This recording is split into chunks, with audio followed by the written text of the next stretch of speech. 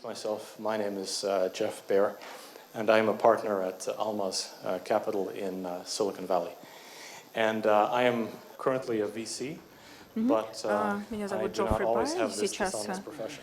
не всегда, Previously, конечно, I у was меня a была CTO такая for профессия networking сначала. at Sun Microsystems, Я работал в and I was also in charge networking of, Sun unfortunately, of Microsystems. 150,000 node network, which started at 65,000 nodes and То есть я pulling my начал hair свою out about сеть еще security. довольно давно, когда So you еще, can see, as an old guy now, то есть я why уже, my так сказать, hair has немного turned человек, я white. уже, так сказать, It я is весь worrying посидел, about когда начал security 15 things. лет назад, So начал my заниматься, goal with this сеть talk безопасности is создавал. to tell Поэтому you моя guys задача the рассказать areas вам, that are being funded какие now сейчас области by VC, финансируются очень серьезно so that if you wish to pursue an нашей idea, компании. you do not Поэтому, если вы need to хотите pursue преследовать какую-то my идею, если вы что-то придумать idea. хотите, I'm работать, merely не giving обязательно. you То есть data points я about уже, those так things сказать, that are главная currently задача interesting. это что вам So интересно, что вам what do нравится. VCs Эти invest определенные in? области, Do they invest in a в чем нужно copy инвестировать? of something? А во что No. нужно инвестировать? В Do копию they invest чего-либо? in Или нужно third generation of инвестировать the same в третье idea? поколение, то же No. самое идеи нужно инвестировать? Do they Нет. invest because Они инвестируют, of a потому marketing что pitch? они No. хотят продать что-то They на invest рынке. because somebody Они is doing инвестируют, something new потому что кто-то что-то no one else новое has done делает, before а никто ничего так with подобного не world-class делал. team. И So I самая will лучшая try to give команда. you Вот some поэтому они ideas инвестируют. about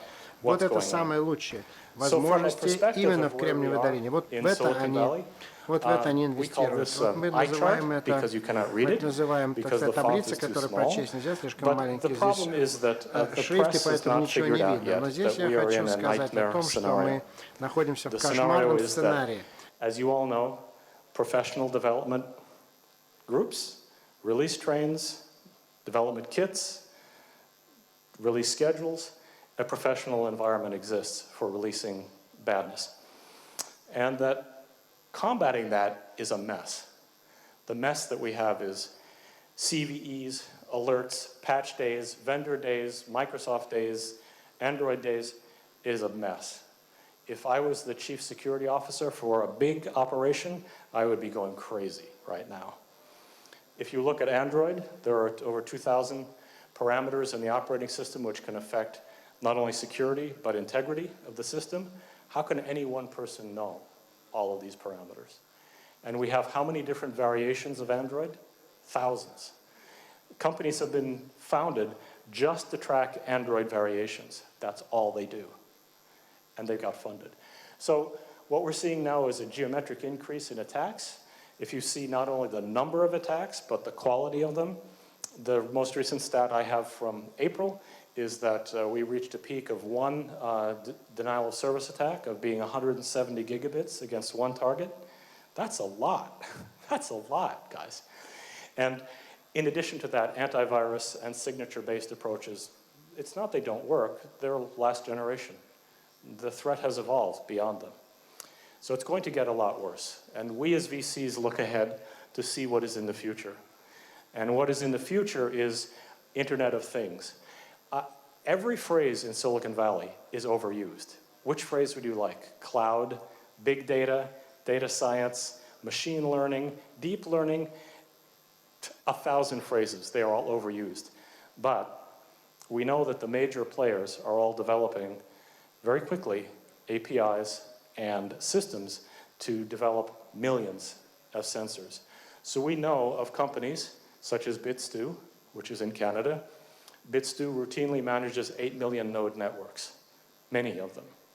They do proactive monitoring of Internet of Things nodes to see if they're going to fail. They have dozens of customers. Now multiply dozens by millions with one company. So this is what's coming. We're not ready for this. We're not ready for autonomous communications. We're not ready for the fact that unintended first derivative effects of a power line disruption affecting a hospital, killing people, we're not ready for that. And of course, things like programmable logic controllers made in the 80s are still out there, and things like Shodan are my friend to find them, so you can't hide. I was talking to a guy who knows way more than me about security, and his name is Eric Martin. And Eric is the chief, until recently, was the chief security officer of PayPal and eBay. And he certainly deals with security on a daily basis. And what we were talking about is, while all of us focus upon technology as a solution for security issues, The real problem from the corporate side is, do you know any company which implements security as a feature of the company DNA? How they operate the company? How they every day process and practice information security? I don't know of very many. So which startup companies practice this? More about that in a minute. I'm going to close at the end of this with which companies have the worst security in the world. You can guess. So what Eric Martin says is, where is the company response book? Where is the pre-planning, the staging? Because when someone is actually inside the network and they're savaging and beating on you, it's too late to make a plan. And the wrong guys to send to solve the problem are engineering guys. They're like all of you and me. We look, that is really a cool thing, you know, it's nice. Meanwhile, the information is sailing out the door. The problem is not an engineering problem. It is one of public relations, trust, and insurance. No companies deal with this well, except guys who plan in advance. So which startups help companies plan? None. So here's an opportunity.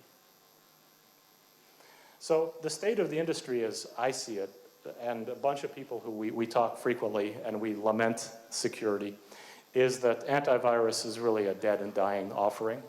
But it's curious. If you look where the antivirus people are today, every antivirus company is scrambling to position themselves as a guy who can take care of state-sponsored security. I'm not going to say APT, old. But it's a way for them to evolve their companies to survive, because they cannot survive with just antivirus. But the guys who are winning now, like FireEye, other guys, are the guys who have the most number of nodes across the net at peering points to collect data. So the guys who are in data collection in real time, those are the guys who are going to win. Because signatures don't work, you have to collect the threat in real time and get it to your customers. So what we think is going to be very important is real time versus the previous forensic approach to solving problems. Forensics, you don't have enough time to figure it out. The other thing that VCs are hugely interested in is behavioral analytics of people, network traffic, packet flows, and the idea here is to build heuristic tools that learn, to a degree, maybe with some human assistance, what is going on, and then to publish that out quickly. Until you get a tool that can learn what is right, you're not going to know what is wrong. You cannot know what is wrong by a signature. You cannot know by many different ways. How do you visualize this? Who does security visualization tools? No one. So with that, let me give you an idea of what's not working. And please, if anyone who works on these things, it is not my intent to insult you. Over my years in engineering, I worked on many things that were total failures, and I do not have those on my resume, right? So what doesn't work? Full disk encryption, ridiculous, right? I mean, it gets in the way of the user doesn't use it. Firewalls that face the wrong way. You know what some of the large firewall manufacturers asked us for, to go and find for them as companies? Who builds micro-analytics into a router or a firewall? Think OpenStack. Who builds analytics where I, on a microsecond basis, can figure out what is requesting traffic being switched to a particular location or a particular port, what have you, or a particular connection, physical connection? Nobody. We want this on the microsecond basis, not what we have now, not SNMP, ridiculous. The other thing that's not working is fiddling around with permissions. I'd argue that once the organization gets beyond about 15 people, what happens is, to every organization, they merely open up the granularity of the rules. So you're either in engineering or you're in legal, these are the rules. Well, that certainly didn't help. The other thing that doesn't help is, look at all these acronyms on the last line. Do any of those mean anything to you guys? They don't mean a lot to me. But to a guy who is in management of the company, he can tell the CEO, oh, look, you know, I have followed this. I have all of these standards. The bad guys say, they're great standards. I don't pay attention to any of this. This is junk, you know. But huge industry in creating these standards that mean nothing. Absolutely nothing. Except when you get your certification. So it took me a while to put this slide together because after I stole it from somebody else's presentation, I had to update it, and these little tiny GIFs take forever to copy. So the issue here is, from a VC perspective, there are thousands of companies out there. And the question for you guys, if you are starting a company or you're thinking about a technology, is how do I get noticed? How do I build something that is important? How do all of these guys, how do I compete against all of them? And the answer is to be specific. So let me give you a cheat sheet. I am a big believer in VCs for dummies, like me. So I will tell you how to get, this is like one of those, entrepreneur, get them going speeches. This is what we use to evaluate companies that come in the door. Number one, and these solve in order. Think about this in your mind. These solve in order. When you are making a pitch to VCs, do this in this order. I guarantee it will work. Number one, what is the team? Are they world-class guys? Have they done this before? Do they want to work 90 hours a week? Sure, that's why they're there. But are they world-class guys? They don't have to be famous. That's not what we're asking for. We're asking for guys who have world-class skills. That's what we're seeking. And the team is everything. Because if we fund a company that has a junk team, crap, we can put in $100 million and it's going to fail. I know. The very first deal I did as a VC, $72 million went in. And on the last day, we said to the engineering guys, you're not really making what you said you were going to make, right? And they said, oh, no. So, without a good team, forget it. The second thing is, what is the technology that you are using? Are you doing something new? Is it something that is based upon computer science as opposed to PHP and MySQL? Is it something that is really important? It has an algorithmic-based approach. Can you prove it? Because if the technology is common, you have a much steeper ramp to go up to prove that it is unique and no one else can copy this, because certainly people will. Number three, how big is the market? Is it 50 million, 500 million, 5 billion, 50 billion? And how are you going to get the market? This is the question that trips up technology guys a lot, which is, I say the market is $50 billion. Well, what data supports your conclusion? Okay, do you know what the downside of saying the market is $50 billion is? How much money is it going to take you to put your company's name in front of 50,000 companies spending $100,000 each just in one region to get you noticed? So be careful of making up a market size that is unrealistic, because the first thought that goes through our head as VCs is, oh, huge worldwide market. Do you know how much it costs to establish a national brand, one brand, in the United States? Take a guess. $600 million in advertising. You're not going to get there. So the answer is, choose a market wisely, analyze it wisely, and then prove to us that you have an approach which makes sense. If you spend all of your very expensive VC money, which is your ownership in the company, if you spend that money and you give it to Eric and the guys over at Google, you've made them even wealthier. You made the king richer. No. You need to spend the money to make you richer. Eric is plenty rich. So the last thing that solves, again, in order, is finance. And the rule that we have is you can always find the money, always. Too many guys are worried, I am a Russian guy, I am this guy, I'm that guy. It doesn't matter. If you have a world-class team with world-class technology, you know where you want to sell it and how, finance is always there. The question for you to ask yourself is, if I bring investors to help me, can they do it? Can they help me? Or are they just what we call a 50-kilo bag of potatoes? That is a VC term for when you walk in the board meeting, all the guys are sitting at the board table, and 6 of 7 are like this, all right? That's really helping the company a lot, right? I have one guy who I sit on a board with. He has his admin print out his emails, and he reads his emails on paper through the whole board meeting. What you want is someone who, when you say, you know what, I am missing a really good DevOps guy. I need a VP of DevOps. He says, oh, I can go call Adrian Cockcroft. He's now at Battery Ventures, but you know, he was at Netflix. He thought he's the god of DevOps. I can call him. Just wait. That's the guy you want. So what I am urging you guys is you all need to do due diligence on us.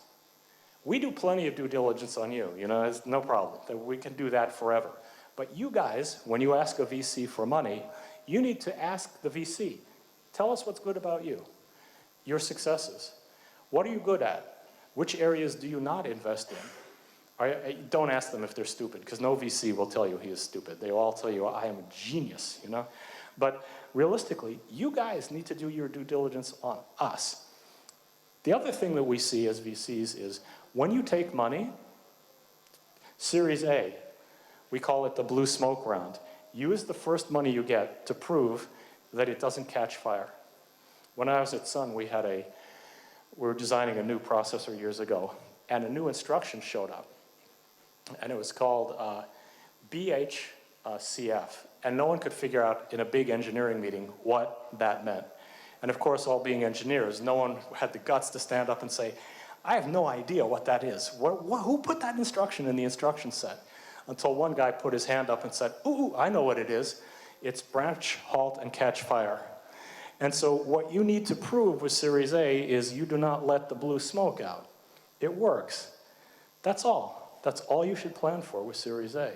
Don't go crazy. You don't want $50 million sales. Use the Series B, much more money to hire sales drones to all these guys. Use Series A to prove it works. Because if it works, and you have 5 customers who are willing to sign up, raising additional money is easy. Don't worry about profit. Take risks. Usually, the first mover wins. Do you guys know how many search companies are out there right now, approximately? They're about 155. The last time I looked, there were 2 that owned 97% of the market. About the other 153. It's going to be embarrassing. So, first mover. Be a first mover, don't be second. So, I'm sorry I could not split this up, but the golden rule is do something which the customer needs and can't do for themselves. Solve their pain. Ask the customer, what's killing you? So, use recent work around Docker, Elastic, whatever, to do rapid spin-up VMs. There's a lot of work around this. There's some research going on at Berkeley about microsecond spin-ups and such, which you can use for isolation on a per-connection basis during things like connection establishment. A lot of work there. Look at continuous randomized testing. If you look at what the guys at Netflix did, single sweeping is toast. It doesn't work anymore. But what Netflix does is they have what they call the simian or monkey army. They have processes that run around the network, and they clip off network connections, they break databases, they attack things, they try to kill. And they call them things like the security monkey, the chaos monkey. Automation of bad environments is a good thing. Try to do that. The other thing we see that we look at a lot is multi-tenant crypto for multi-tenant cloud environments where somebody's managing the keys to make sure that this guy's data doesn't end up with those. Very few guys do that. Very few guys can prove data commingling. In other words, is my data mixed with his? Go to Amazon, call up Bill Voss, who's the vice president of Amazon Web Services, and say, can you prove to me that my data is not commingled with junipers? And the answer is no. So who does that? So the other thing that we're really big on, these next 2 points, is behavioral analytics and behavioral analysis. Not only human to human, machine to machine, flow to flow. That is the hottest thing right now. A company that I'll cover in just a sec just got $100 million to do this. Anybody who knows how to handle statistics but collect in a heuristic way, whether you use any type of AI, it's up to you, what's going on in the network without prior knowledge, that's a big opportunity. Also, we're looking at unstructured data analytics, but also people are now using things like Cassandra for eventual consistency as a security tool, which is kind of interesting, which is, it wasn't consistent here, I made it consistent over there, but something changed. Aha. So they're kind of using an inverse version of Cassandra. Kind of slow and interesting. Kind of slow, but still interesting. The other thing that's really changing is if you look inside a big data center, you know where the internet ends? At the top of rack switch. What does that mean? But what's even more important to us is everybody's going in memory, right? Whether it's a Hadoop guy or it's somebody who's using grid gain, one of these guys who is putting things in memory, no packets come out on the wire.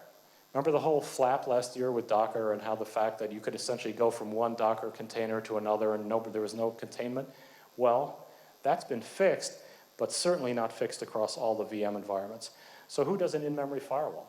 Who does in-memory behavioral analytics? So to give you an idea of the market size of any of these things, the last point is just data leakage protection was a $665 million market in the US alone. One country, 1 year, one product. So you can hit it big with doing just one thing really well. So some of the last opportunities are translating CVs and cert notices and all to something that people can use. Also, what's going on with Internet of Things traffic analysis? I don't know. And of course, with all the work on BIOS and some kind of sub-ROSA infection of firmware on motherboards, who's working on that? And the last thing is, most mobile network operators these days are all IPv6, right? It's the only way they keep these numbers of devices up. Who does IPv6 analysis really well?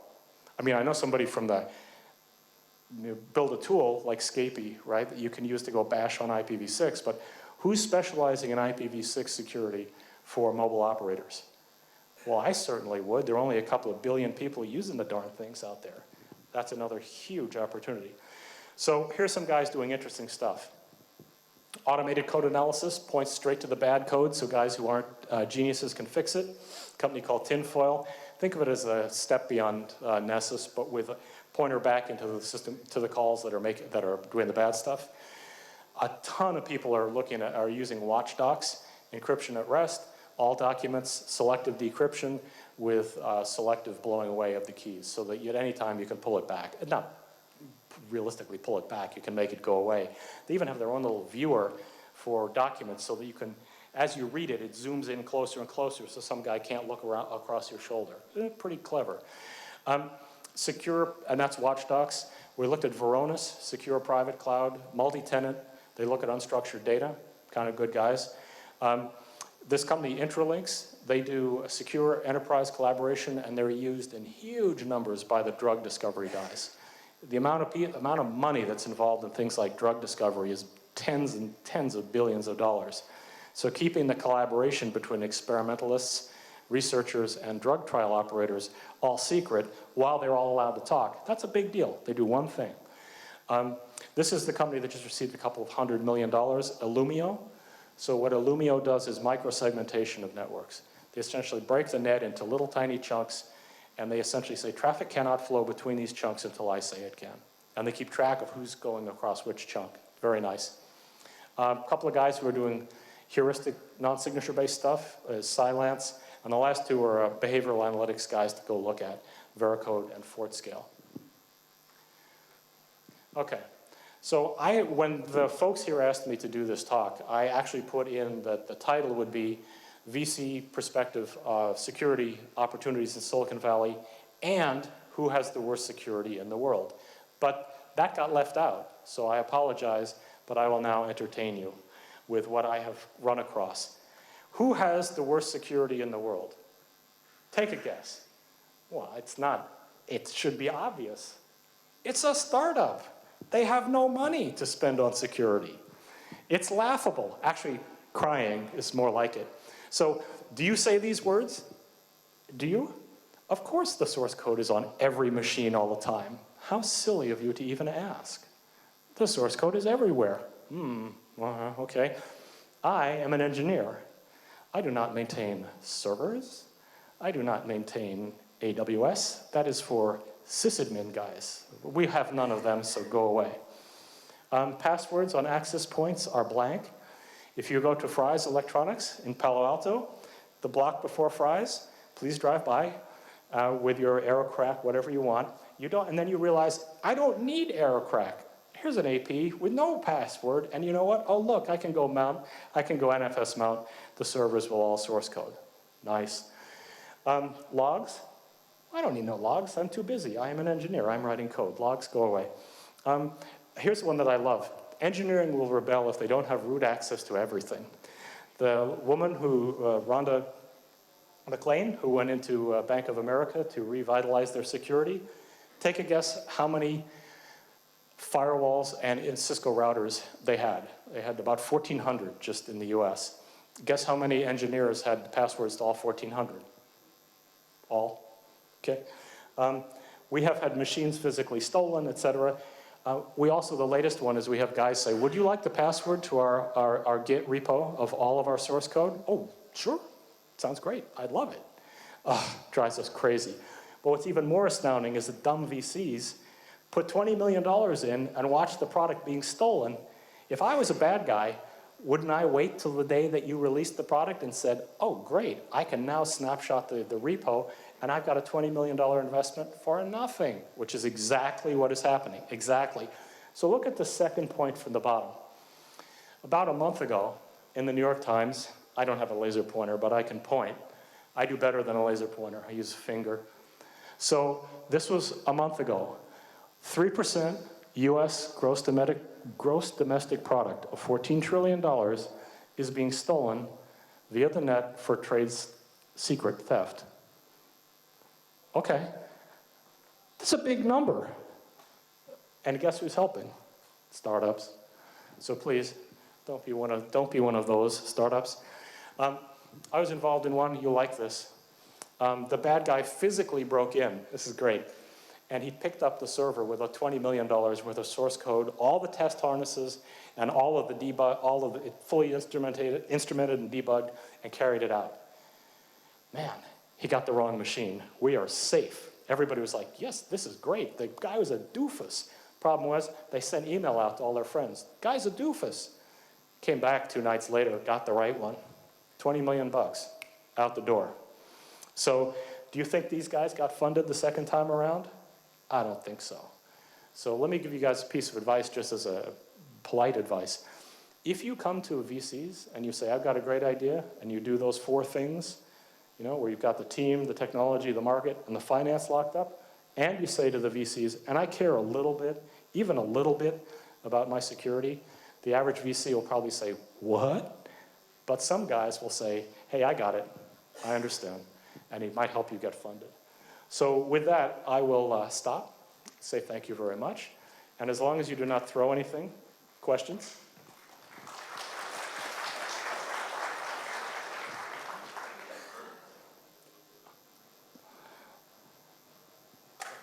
Hold on one sec while I turn this on.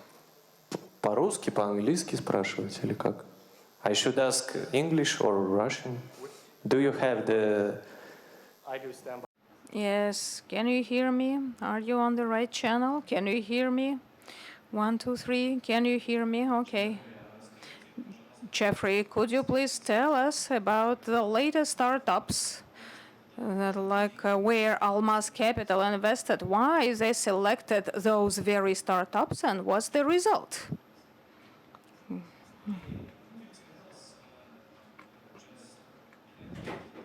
Startups in which Almaz Capital has invested money, why they invested in these startups, and how their goals? Sure. Would you like a particular category or just those ones that have been massively successful? I will leave the failures out. Just about you think they are the most, the best, or you like them? Well, I will only tell you the ones I am on the board of because they are the best. No, we have invested since 2007. We are in our second fund now.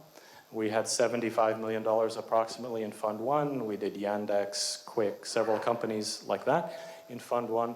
And in Fund 2, we're doing a number of other companies.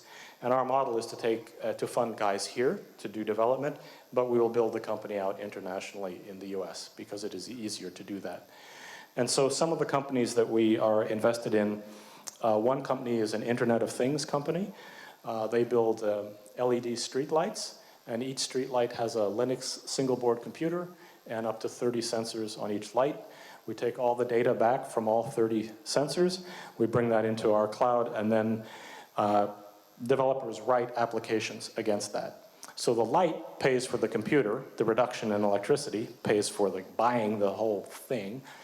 The fact that you can write apps that actually provide some value to people, we've been surprised at the diversity of, a success is defined by, I could never guess that someone would do that.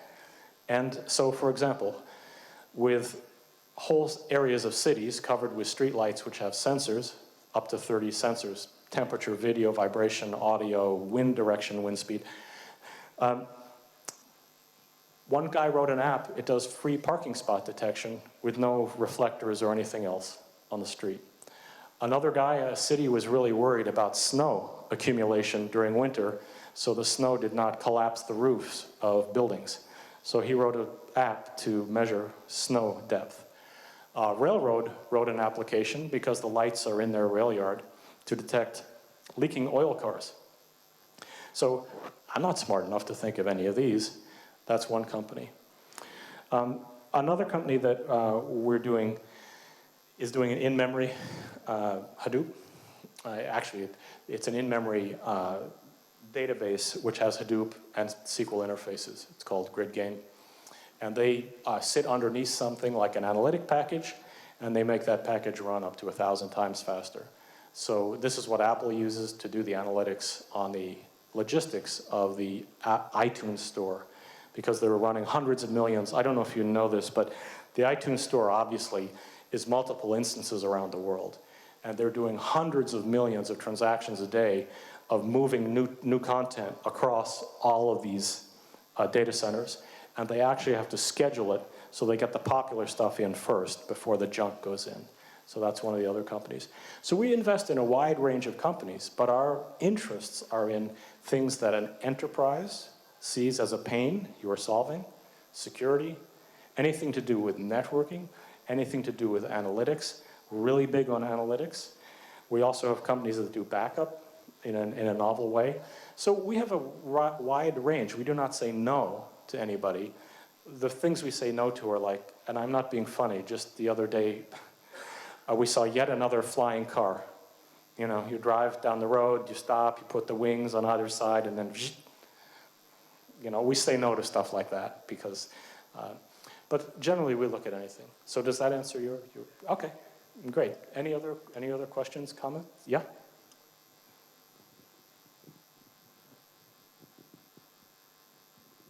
Hello, thank you for the talk. I wanted to ask if your fund invests in any Bitcoin-related technologies, and is it generally a hot topic in the Silicon Valley? Thank you. Yes, it is a hot topic. You know, it's kind of funny. There are two classes of venture capital firm in Silicon Valley. There's those guys who don't have $5 billion to invest, and those that do. And those that do put $1 billion into Airbnb or into something of that nature, and everyone else says, I wish. The guys who are investing in Bitcoin right now are those big guys, because in a stock market or any type of market, you try to create the market first. Then you try to populate the market with transactions. So the Bitcoin guys are trying very hard now to tie Bitcoin to some external metric. Not so much currency, but they want the stamp of approval that they can trade it into some legal trading system. And they're pretty close. There are a couple of people who are pretty close. The question is, then what? Does it turn into another credit card? Does it get re-regulated? We don't know. But there's some guys like Andreessen and others who have a specific fund dedicated to just Bitcoin. And that's a pretty serious bet. If you have just Bitcoin-related investments and you're putting tens of millions of dollars behind it, there's huge interest. And the interest really comes from the fact that this is the first time you can have a distributed, double-declining balance sheet across the entire network. And it's usable not only for Bitcoin, but for anything else where you want to track, record, and repudiate any transaction. So this distributed nature is what's got a lot of people interested. Anybody? Yes, please. Jeffrey, could you say your opinion about IoT? What is this? Internet of Things is next marketing bullshit, or it's trend for 10 years ahead? No, it is current marketing bullshit, not next marketing bullshit. It is current. So thank you for the question. The reason is, as soon as we coin a new term, by the way, I tell each company that we work with, quick, before anything else, make a new term like synthetic metric of network performance. What does that mean? I don't know, but the marketing guys can make huge noise with it. What the Internet of Things really is, it is a hope that all of the sensors that are out there can somehow be stitched together. And there are two sides to this. There's all the stuff that's out there now that you're going to have to grapple with because it's legacy stuff. Thermostats. A thermostat was never designed to be networked to a thermostat in India. Come on. There's all this legacy stuff. Then there's the forward-looking stuff that is designed to be networked using something like low-power Bluetooth, which is of enormous interest to people. And that's the stuff that we're interested in. We think the people who are going to try to unify everything with massive APIs and all the rest of it, they're going to fail. The reason is you can't. There's just too much stuff out there that's legacy stuff. But if you choose a segment, say you're like our company Sensity. They do street lights. That's the IoT they do. And they happen to outfit all kinds of sensors over that street light, but they're not trying to do IoT inside cars. They're not trying to do it inside houses. They're only trying to collect data about their customers' traffic of any type, and then allow people to write apps. So the argument that I'm going to make about IoT is that the real opportunity is not trying to is to make your mind get stuck about how I write an all-inclusive API that I force the entire world to adopt. You guys are smart. You've been there 100 times. Never going to happen. Never, never, never, you know? Never. So the question is, can you write an API that addresses one class of device? That will cause people to say, you know what? These are smart guys. I need to go talk to them because they conclusively figured out they know the characteristics of that device. So I'm a big fan of this company, BitStew, in Vancouver, Canada, because the devices they chose to manage and to deal with were smart power meters. They're not Silver Spring networks. They don't collect the data. They go out on the network and say, no, no, no, these sensors look like they're degrading, probably a bad Wi-Fi, a bad mesh network connection. What's the trouble? So there's a lot of opportunity not in necessarily doing the Internet of Things as opposed to monitoring, securing, analyzing. So we pose a simple question to guys who come in with IoT proposals to us. What's the battery life and how do you know when it's dead? Oh, I know when it's dead because it's not talking to me anymore. Well, who's going to go to northern Alaska to change the battery? Did you decide to have the thing notify us maybe before it was dead? That's an excellent idea, next company. So we look at IoT really as separate pools of devices. The hope that they're going to be unified in some grand thing will never happen. So, okay. Any other questions? None? Okay, thanks guys.